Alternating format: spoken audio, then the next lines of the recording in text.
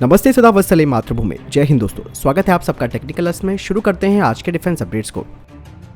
Munition India limited एक नए project पर काम कर रहा है जिसके तहत एक ड्रोन स्मार्ट एमुनेशन की डिलीवरी कर सकता है और इसे वो मेक 1 कैटेगरी के तहत बना रहा है। बता दें कि इस प्रोजेक्ट में करीबन 3 तकनीक तैयार की जाएंगी जिनमें कि एमुनेशन डिलीवरी सिस्टम और इसका होमिंग और गाइडेंस सिस्टम भी होगा और इसका लॉन्चर एमुनेशन को ड्रॉप करेगा। बता दें कि पहला प्रोटोटाइप कॉन्ट्रैक्ट साइन होने के 36 महीनों में तैयार हो जाएगा और इसे तैयार किए जाने के बाद इन्हें सभी स्वदेशी आर्म ड्रोन्स में लगाया जाएगा। दोस्तों, अगली खबर की बात करते हैं तो भारतीय सेना को लेकर आ रही है। भारतीय सेना प्रमुख मनोज पांडे जी ने कहा कि वे अब अपने अध्ययन के अंतिम दौर पर पहुंच चुके हैं ट्राई सर्विस थिएटराइजेशन के लिए, यानी कि थिएटर कमांड के लिए। लेकिन उन्होंने कहा कि अभी भी कुछ मुद्दे हैं तीनों सेनाओं में जिन्हें हम पहचान कर उस पर काम करेंगे। बता दें कि योजना के अनुसार हर थिएटर कमांड के पास आर्मी, नेवी और एयरफोर्स यूनिट होंगी और ये सभी यूनिटें एक ऑपरेशनल कमांडर के अंतर्गत होंगी जो कि विशेष भौगोलिक क्षेत्र में जो सुरक्षा संबंधी चुनौतियां होंगी उनका जवाब देंगी। दोस्तों, हाल ही के डिफेंस अपडेट में मैंने आपको बताया था कि भारतीय नौसेना के लिए glide fire surface to surface missile को तैयार किया जाएगा जिसे कि प्राइवेट सेक्टर फर्म के साथ मिलकर बनाया जाएगा और ये कहा जा रहा था कि ये हाइपरसोनिक ग्लाइड व्हीकल हो सकता है। लेकिन अब जो नई खबरें आई हैं उसमें पता चला है कि glide fire long range autonomous precision guided missile system होगा जिसे कि यूनिवर्सल वर्टिकल लॉन्चर से दागा जा सकता है सभी तरीके के वॉरशिप यानी कि डिस्ट्रॉयर, फ्रिगेट्स और कोवर्टी के अलावा ऑफशोर पेट्रोल वेसल से, ताकि दुश्मन के जमीन आधारित हाई वैल्यू टारगेट्स को लक्षित किया जा सके और इसकी रेंज 300 किलोमीटर होगी। साथ ही इसमें सी स्कीमिंग और लो लेवल पर उड़ान भरने की क्षमता होगी और साथ ही इसमें डेटा लिंक सपोर्ट भी होगा। दोस्तों, कुछ रिपोर्ट सामने आई है जिसमें कहा जा रहा है कि शहबाज शरीफ के नेतृत्व में नई पाकिस्तानी सरकार यूक्रेन के साथ रक्षा व्यापार को फिर से स्थापित करने के लिए अपनी कमर कस रही है। Stockholm International Peace Research Institute यानी कि सिप्री के आंकड़ों के अनुसार 1991 में स्वतंत्र होने के बाद से यूक्रेन ने 2020 तक पाकिस्तान को लगभग 1.6 बिलियन डॉलर के हथियार दिए। गौर कीजिए दोस्तों, ये वही यूक्रेन है जो हमेशा भारत के खिलाफ ही रहा है और यूक्रेन ने करीबन 1.6 बिलियन डॉलर के हथियार पाकिस्तान को दिए। दरअसल 1990 के दशक में यूक्रेन ने एक सौदे के तहत पाकिस्तान की सेना को 320 T-84 UD टैंकों की आपूर्ति की जो कि लगभग करीबन 6 मिलियन डॉलर की कीमत थी। ये टैंक पाकिस्तान के बख्तरबंद कोर के गैर चीनी रेजिमेंट का एक बड़ा महत्वपूर्ण हिस्सा है। रक्षा संबंधों को और मजबूत करने के लिए मई 2021 में बातचीत करनी शुरू करी और इस दौरान पाकिस्तान के सेना प्रमुख जनरल कमर जावेद बाजवा यूक्रेन के दौरे पर भी पहुंचे और पाकिस्तानी सेना के जनरल बाजवा ने यूक्रेन के प्रधानमंत्री और इसके अलावा उप प्रधानमंत्री के साथ मुलाकात की और दोनों ही देशों ने रक्षा उत्पादन, आतंकवाद विरोधी प्रशिक्षण और खुफिया डोमेन में सहयोग बढ़ाने पर सहमति व्यक्त की थी। हालांकि जब रूस और यूक्रेन का युद्ध शुरू हुआ तो ये प्रक्रिया बिल्कुल रुक गई है।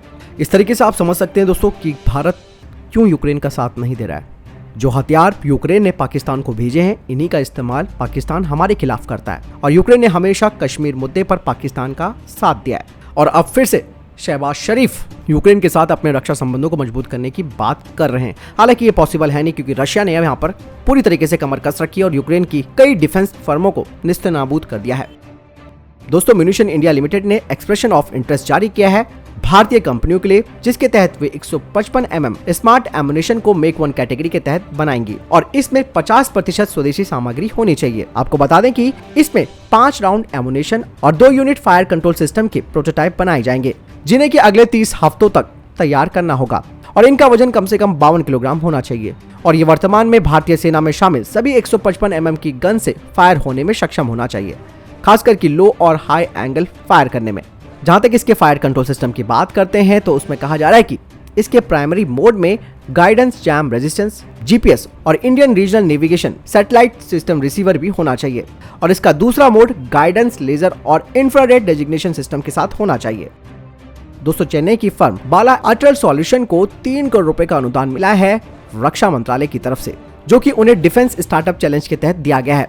इसके तहत एग्यूमेंटेड रियलिटी और वर्चुअल रियलिटी सॉल्यूशन तैयार करना होगा एयरप्लेन मैकेनिक्स के लिए और जो वर्चुअल रियलिटी का आधार होगा वो ट्रेनिंग सिमुलेटर पर आधारित होगा जिसे कि हेलीकॉप्टर पायलट्स के लिए तैयार किया जाएगा और इसे 2 साल में इस कंपनी ने तैयार करना है जिसका इस्तेमाल वास्तविक हेलीकॉप्टर ट्रेनिंग और एवेल्युएशन के लिए इस्तेमाल किया जाएगा। सिमुलेटर का वर्चुअल कॉकपिट एनवायरनमेंट होगा जिससे कि पायलट्स अलग अलग क्षमताओं की जांच कर सकते हैं। दोस्तों, आर्थिक बदहाली से जूझ रहे पाकिस्तान को अब उसका करीबी दोस्त चीन एक बड़ा झटका देने को तैयार है।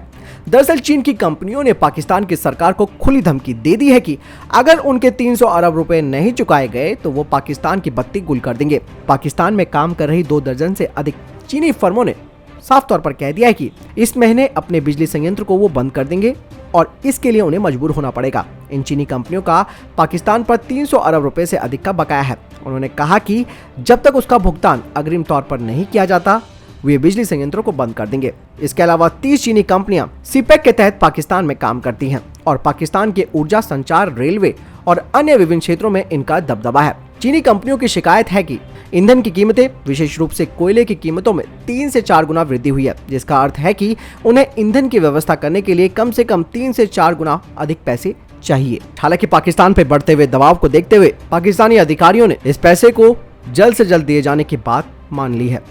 दोस्तों, बुद्ध जयंती पर नेपाल के दौरे पर जा रहे हैं प्रधानमंत्री नरेंद्र मोदी। पीएम मोदी नेपाल में भगवान बुद्ध की जन्मस्थली लुम्बिनी भी जाएंगे, लेकिन भैरवा में चीन के बनाए गए नेपाल के दूसरे अंतर्राष्ट्रीय एयरपोर्ट पर वो नहीं उतरेंगे। पीएम मोदी का हेलीकॉप्टर सीधे लुम्बिनी जाएगा, जो भैरवा एयरपोर्ट से 18 किलोमीटर दूरी पर है।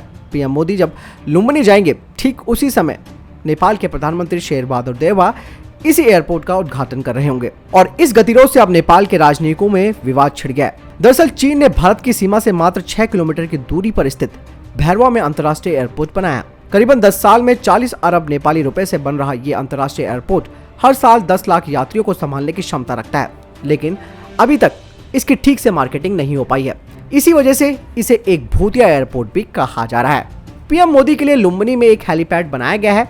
लुम्बिनी में पीएम मोदी अंतर्राष्ट्रीय मेडिटेशन सेंटर का भी उद्घाटन करेंगे। दरअसल दोस्तों, पीएम मोदी के चीन के बनाए गए इस एयरपोर्ट पर न उतरने से नेपाल में विवाद बना हुआ है। काठमांडू पोस्ट की रिपोर्ट के मुताबिक नागर विमानन मंत्रालय से जुड़े एक अधिकारी ने बताया कि इसके पीछे राजनीतिक कारण हो सकते हैं। साथ ही उन्होंने कहा कि जब 2 अलग अलग कार्यक्रम एक ही समय पर और एक ही जगह पर होंगे तो एक कार्यक्रम दब जाएगा। नेपाल के कई अधिकारियों का कहना है कि भारतीय पक्ष से अपील करनी चाहिए कि पीएम मोदी का ये हेलीकॉप्टर लुम्बिनी के बजाय भैरवा में अंतर्राष्ट्रीय एयरपोर्ट पर उतरे। एक नेपाली अधिकारी ने कहा कि ये दोनों के लिए फायदेमंद होगा। अगर भारत के प्रधानमंत्री यहाँ पर लैंड करते हैं और एयरपोर्ट से लुम्बिनी की यात्रा करेंगे तो लोग इसे पसंद करेंगे और ये दोनों पक्षों को सकारात्मक संदेश देगा।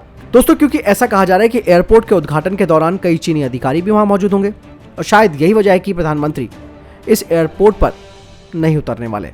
दरअसल दोस्तों, ये विवादित इसलिए भी हो रहा है क्योंकि नेपाल का भैरवा एयरपोर्ट भारतीय वायुसेना के गोरखपुर एयरबेस के पास है और यही वजह है कि भारत भैरवा और नेपालगंज के पास अपने एयर स्पेस यानी कि हवाई इलाके को खोलने से परहेज कर रहा है। गोरखपुर एयरबेस को भारत ने चीन को टक्कर देने के लिए तैयार करके रखा है और अक्सर यहाँ पर भारतीय लड़ाकू विमान अभ्यास करते रहते हैं। भारत में भैरवा एयरपोर्ट को जाने के लिए कोई हवाई रास्ता नहीं दिए जाने से एयरलाइन की कंपनियों को करीबन 300 किलोमीटर अतिरिक्त जाना पड़ता है। हालांकि चीन को भी भारत ने यहाँ पर साध रखा है कि भाई तू एयरपोर्ट बनाएगा अगर हमारे बॉर्डर के पास में तो हम भी इसे सफल नहीं होने देंगे और यही मुद्दा है। इसी वजह से राजनीतिक जो उठक पटक है वो नेपाल में बढ़ गई है। दोस्तों, चाइना का JHXX स्टील्थ बॉम्बर प्रोग्राम उनकी एक आकांक्षा कही जा सकती है जो कि वास्तविक विमान नहीं है, लेकिन अब ऐसा लग रहा है कि पीपल लिबरेशन आर्मी एयरफोर्स इस सिस्टम को बनाने की तैयारी कर रही है। दरअसल चाइना की एयरफोर्स एक ऐसा विमान विकसित करने की उम्मीद कर रही है जो कि उसे दुश्मन पर हावी बना सके, जिससे कि चीन दक्षिणी और पूर्वी चीनी सागर में अपने क्षेत्रीय दावों की रक्षा कर सके। इसके अलावा ताइवान को सबक सिखा सके और जापान में अमेरिकी सैन्य ठिकानों को धमकाता रहे। दरअसल JHXX वास्तव में सिर्फ एक कोड नेम है। जैसा कि मैंने अभी बताया कि विमान अभी वास्तविक नहीं है, लेकिन कुछ खुफिया रिपोर्टों में यह बात पता चली है कि चाइना इस तरीके के बम वर्षक पर काम कर रहा है। बता दें कि 2019 में ही अमेरिकी सैन्य शक्ति रिपोर्ट में पीपल लिबरेशन आर्मी एयरफोर्स के इस बम वर्षक कार्यक्रम के बारे में बताया गया था, जिसमें कहा जा रहा था कि चीन इस तरीके के स्टील्थ बॉम्बर को बनाकर हिंद प्रशांत क्षेत्र में अपनी निगरानी क्षमताओं को बढ़ाना चाहता है। इसके अलावा ये कहा जा रहा है कि JHXX जो प्रोग्राम है चाइना का वो 2025 तक भी सामने नहीं आ पाएगा। कुछ अनुमान ये भी लगाए जा रहे हैं कि JHXX एक स्टील्थ फाइटर बॉम्बर भी हो सकता है, जिसे कि J-20 की तकनीक पर विकसित किया जा सकता है। इसीलिए पीपल लिबरेशन आर्मी एयरफोर्स इस पर बहुत ज्यादा ध्यान दे रही है। रूस एक नई हाइपरसोनिक मिसाइल बना रहा है जिसे जमीन, हवा और समुद्र तीनों जगह से लॉन्च किया जा सकता है। इस बात की पुष्टि खुद रूस के डिप्टी प्रधानमंत्री ने की है। इसके अलावा कुछ रिपोर्टें ये भी आई है जिसमें कहा जा रहा है कि ऐसे हथियारों को विकसित किया जा रहा है ताकि अमेरिका के हथियारों के भंडार के साथ बराबरी लाई जा सके और नई पीढ़ी के हाइपरसोनिक मिसाइल के डेवलपमेंट पर रशिया में काम चल रहा है। हाइपरसोनिक मिसाइलों की रेस में इसके जरिए रशिया आगे निकल जाएगा। कुछ रिपोर्टों में यह भी कहा जा रहा है कि रूस आधुनिक विमान प्रणालियों को नई मिसाइलों से लैस करने की योजना बना रहा है। तो दोस्तों ये थे अभी तक के टॉप डिफेंस और स्पेस अपडेट। वीडियो के सामने कोई प्रश्न जवाब आपको कोई सवाल है कमेंट सेक्शन में लिखकर जरूर पूछ सकते हैं। मिलता हूं नए वीडियो के साथ। चैनल सब्सक्राइब करना ना भूलिएगा। जय हिंद, वंदे मातरम।